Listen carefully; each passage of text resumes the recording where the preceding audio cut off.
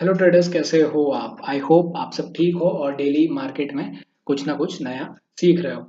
सो trader, जैसा आपको पता है कि अभी दिवाली का सीजन चल रहा है, तो सब अपने जो टॉप 5 या 10 पिक्स है, स्टॉक पिक्स है, वो शेयर कर रहे हैं। तो मैंने सोचा कि मैं भी थोड़ा कुछ शेयर कर देता हूँ स्टॉक से रिलेटेड। वैसे तो मैं इस चैनल पे इंडेक्स के व्यूज ही, निफ्टी और बैंक निफ्टी के व्यूज और क्रूड ऑयल का जो प्राइस प्रिडिक्शंस है उसके व्यूज ही मोस्टली शेयर करता हूँ, क्योंकि टेक्निकल एनालिसिस मुझे ज़्यादा बेटर लगता है, उसमें मेरा नीश वही है।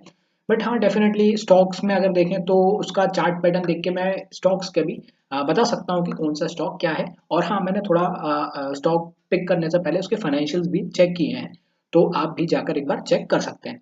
राइट। सो अभी जो मैं स्टॉक्स आपको बताऊंगा, मुझे लगता है कि आने वाले 2024 जो कमिंग ईयर होगा उसमें जो टॉप 5 पिक्स मैंने पिक स्टॉक जो है मैंने सेलेक्ट किए हैं वो अच्छा परफॉर्म कर सकते हैं। इसलिए आप भी जाके एक बार चेकआउट कर सकते हो, और आपको ठीक लगे तो आप उसमें इन्वेस्ट कर सकते हैं। वैसा कोई सजेशंस नहीं है, बस मेरा जो पर्सनल व्यू है, मेरा जो रिसर्च मैंने थोड़ा बहुत किया है, वही मैं आपके साथ शेयर कर रहा हूँ। Right. So before starting I wish you want tell you happy Diwali. और डेली कुछ ना कुछ सीखते रहे, कुछ सीखें और आगे बढ़ते रहें। राइट। और स्टार्ट करने से पहले एक बार मैं अपना जो ट्विटर प्रोफाइल है, मैं उसको उसके बारे में आपको बताना चाहता हूँ। यहाँ पे बैंक निफ्टी ग्रेजुएट, ये मेरा जो है ट्विटर प्रोफाइल है। यहाँ पे जो ट्रेड्स रिलेटेड है, मैं जो ट्रेड्स एग्जीक्यूट करता हूँ उसके बारे में थोड़ा बहुत अपडेट देने का ट्राई करता हूँ डेली बेसिस पे। कुछ ना कुछ एक आध ट्रेड्स जो है वो मैं यहाँ पे पोस्ट करता हूँ, आप देख सकते हैं। तो आप एक बार ट्विटर हैंडल जो है मेरा चेकआउट कर सकते हैं अगर कनेक्टेड रहना है तो। अगर आपको लगे, ऑप्शन ट्रेडिंग से मोस्टली निफ्टी और बैंक निफ्टी के ऑप्शंस जो होते हैं वही मैं ट्रेड करता हूँ, तो उसके बारे में अपडेट्स मैं देता रहता हूँ। राइट, चलिए वीडियो में आगे बढ़ते हैं और देखते हैं मेरे जो टॉप पिक 5 पिक्स मैंने क्या सेलेक्ट किया है। फर्स्ट जो पिक मैंने किया है वो है डीएलएफ, रियल स्टेट सेक्टर का स्टॉक है। डीएलएफ आपको पता होगा, काफी बढ़िया कंपनी है इन रियल स्टेट सेक्टर, तो डीएलएफ में ना जो है वो फर्स्ट पिक है। अब डीएलएफ मैंने क्यों चूज किया, कि आपको पता होगा सबसे पहले तो मार्केट का ये रूल है, बड़े प्लेयर्स ही मानते हैं कि जो स्टॉक ऊपर जा रहा है वो और ऊपर जा सकता है। राइट। तो यहाँ पे डीएलएफ जो है उसका चार्ट स्ट्रक्चर बहुत ही ज्यादा बुलिश है, अप ट्रेंड में है, और डीएलएफ में एक बुल रन चल रहा है। यहाँ पे मैंने थोड़ा सा रिसर्च करके पता किया था कि लास्ट 1-2 मंथ्स में कौन सा जो सेक्टर है वो बढ़िया परफॉर्म किया है, तो उसमें रियल स्टेट सेक्टर जो है उसने काफी बढ़िया जो है 1-2 महीने में परफॉर्म किया है। और उसमें से अगर देखें तो डीएलएफ मुझे थोड़ा ठीक ठाक स्टॉक लगता है। इसके फाइनेंशियल्स भी ठीक है, मैंने फाइनेंशियल चेक किया, आप जाके चेक कर सकते हैं। मैं यहाँ पे मोस्टली पिक्स बताऊंगा क्योंकि वीडियो बहुत बड़ा हो जाएगा अगर मैं फाइनेंशियल्स भी बताने लगा तो।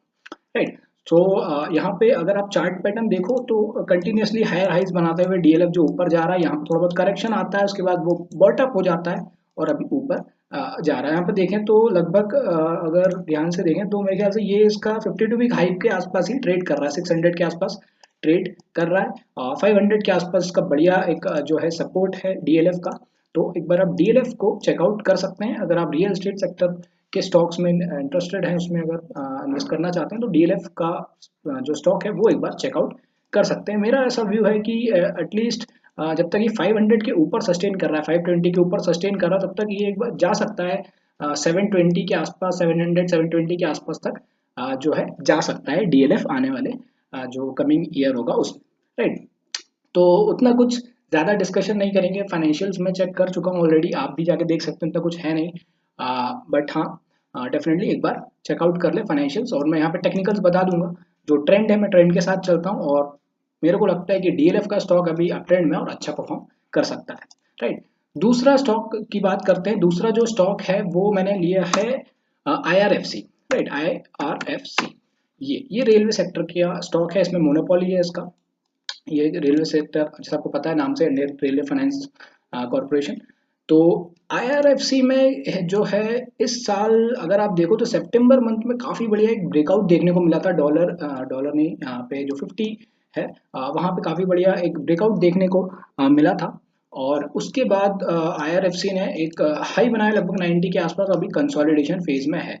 तो ये जो ब्रेकआउट देखने को मिला था, इतना लंबा कंसोलिडेशन होने के बाद एक ब्रेकआउट देखने को मिला था, इस ब्रेकआउट में मुझे स्ट्रेंथ लगता है। मुझे लगता है यहाँ पे बड़े प्लेयर्स ने बाय किया है, तो 50 के ऊपर जब तक आईआरएफसी ट्रेड कर रहा है तब तक ये बढ़िया 100 के ऊपर भी जा सकता है। अभी कंसोलिडेट कर रहा हो सकता है, कुछ महीने और कंसोलिडेट करे, बट हाँ मैं एक्सपेक्ट कर रहा हूँ आईआरएफसी जो है वो 100 के ऊपर जाके ट्रेड करेगा, राइट। तो Indian railway finance commission corporation जो है मेरा सेकंड पिक है। मुझे लगता है ये स्टॉक 2024 में बढ़िया परफॉर्म कर सकता है। इसके भी जो फाइनेंशियल्स है बिल्कुल बढ़िया है, प्रॉफिटेबल कंपनी है और हर क्वार्टरली बेसिस पे अपने जो है उसके प्रॉफिट्स जो है ग्रो हो रहे हैं, राइट।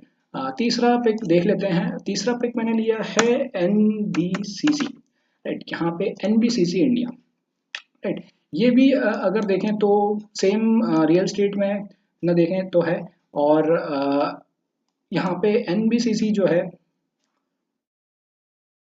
और इसका जो ट्रेंड है ये भी जो है मुझे काफ़ी स्ट्रांग लगता है। यहाँ पे आप देख सकते हो डेली टाइम फ्रेम का चार्ट मैंने लगाया है, जो भी एनालिसिस मैं अभी बताऊंगा डेली में बताऊंगा, क्योंकि थोड़ा बहुत लंबे टाइम फ्रेम के लिए मैं बता रहा हूँ, राइट। तो इसका भी देखें तो 40 के आसपास से ब्रेकआउट देखने को मिला था अगस्त मंथ में, और उसके बाद इसमें भी बढ़िया रैली जो है हमें देखने को मिला। अभी लगभग ट्रेड कर रहा 65 के आसपास, एक करेक्शन आया था यहाँ पे आप कह सकते हैं एक बढ़िया करेक्शन आया था 72 के आसपास से, बट वहाँ पे देखें तो जो है 56 के आसपास सपोर्ट, 60 के आसपास सपोर्ट लेके फिर से एनबीसीसी जो है ऊपर जा रहा है। तो इसका भी बिजनेस मैंने चेकआउट किया था, इसके फाइनेंशियल्स भी बढ़िया है और ठीक ठाक ये कंपनी ग्रो कर रहा है।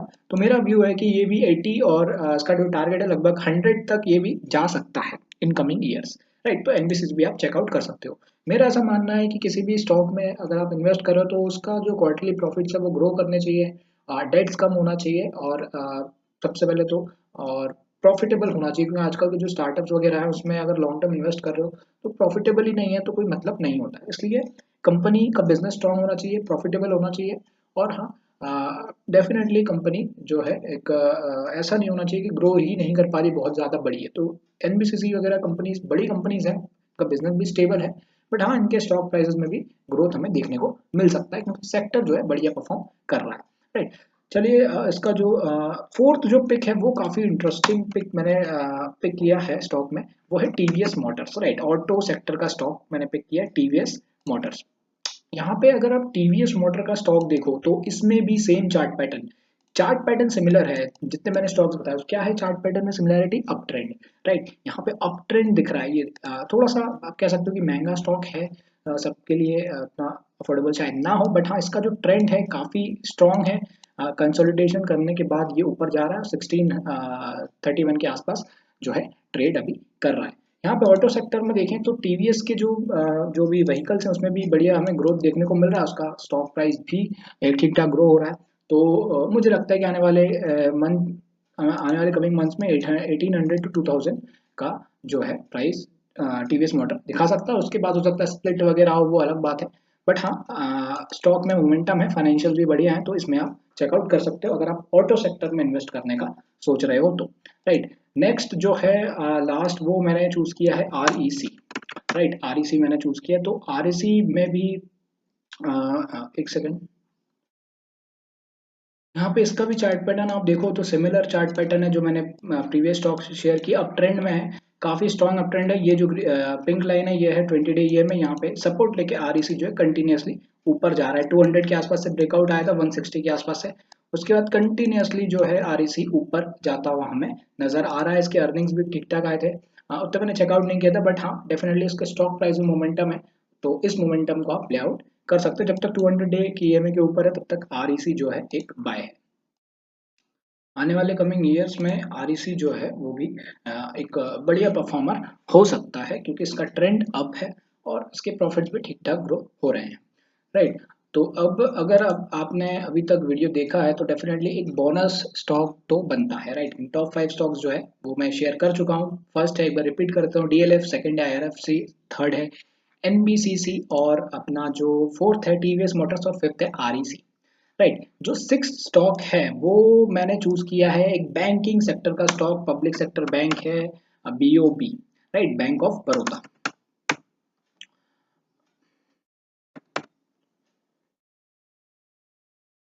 यहाँ पे मैंने बैंक ऑफ बड़ौदा का चार्ट स्ट्रक्चर लगाया है। तो इसमें अगर देखें इस स्टॉक में मोमेंटम तो बना था इस साल, बढ़िया एक मोमेंटम हमें देखने को मिला था, इसमें भी ग्रोथ वगैरह ठीक ठाक आया था। पब्लिक सेक्टर बैंक में देखें तो एसबीआई और बीओबी जो है यही थोड़ा ठीक ठाक परफॉर्म कर रहे थे, ग्रोथ देखने को मिला था। बट अगर कह सकते हैं कि जब तक 150 के ऊपर लगभग ये ट्रेड कर रहा है तब तक ठीक है, इसमें भी आप थोड़ा बहुत जो है इन्वेस्टमेंट कर सकते